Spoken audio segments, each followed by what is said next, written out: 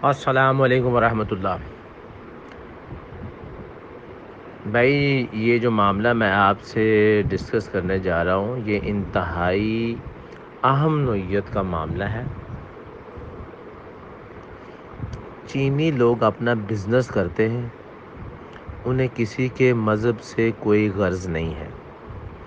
مسلمان عید میلاد النبی سیلیبریٹ کرتے ہیں، چائنا والے مختلف چیزیں بنا کے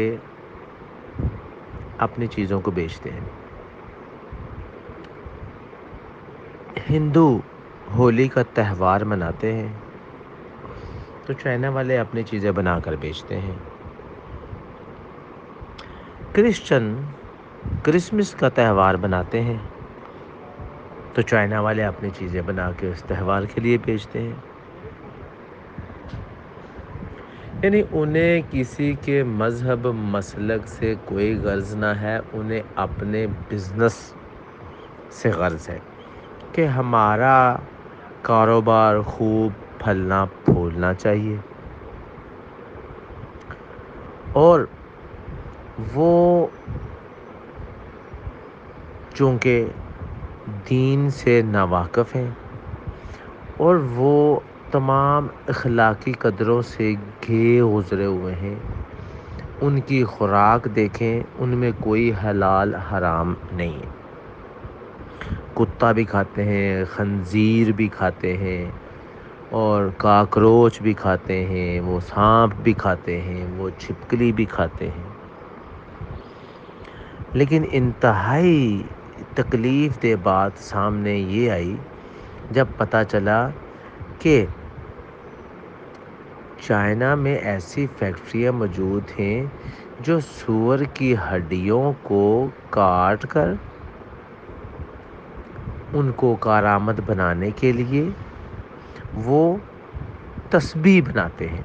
خنزیر کی ہڈی سے وہ تسبیح بناتے ہیں اور پھر اسے ہول سیل کرتے ہیں سعودی عرب میں، سعودی عرب کی منڈی میں۔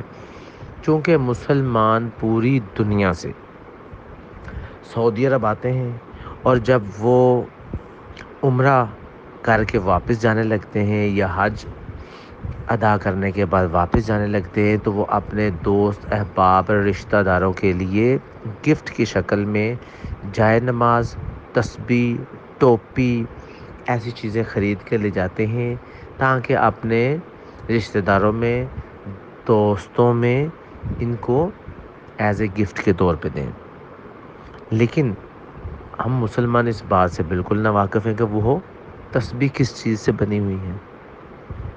اب جب یہ بات ہم پر واضح ہو چکی ہے اور ہم اپنی آنکھوں سے اس ویڈیو کو دیکھ چکے ہیں، تو ہم پر ایک بات تو لازم ہے کہ اس کو زیادہ سے زیادہ شیئر کریں تاکہ سعودی گورنمنٹ اس بات کا نوٹس لے اور ایسی تسبیح امپورٹ کرنے پر پابندی لگا دی جائے جس کے انگریڈینٹس آپ کو معلوم نہیں کہ یہ کس چیز سے بنی ہوئی ہے۔ اور ہم پر بھی یہ لازم ہے کہ ہم بھی ہمارے پاس جو تسبیحاں ہیں ان کو چیک کریں کہ ہم عبادت کرنے کی غرض سے اپنی جیب میں تسبیح رکھتے ہیں اور مسجد میں لے جاتے ہیں، کیا ہم وہی سور کی ہڈی کی بنی ہوئی تسبیح تو نہیں استعمال کر رہے؟ تو برائے مہربانی اس بات پر غور کریں اور اس ویڈیو کو زیادہ سے زیادہ شیئر کریں تاکہ زیادہ سے زیادہ مسلمانوں کو اس بات کی آگاہی حاصل ہو۔ بہت شکریہ۔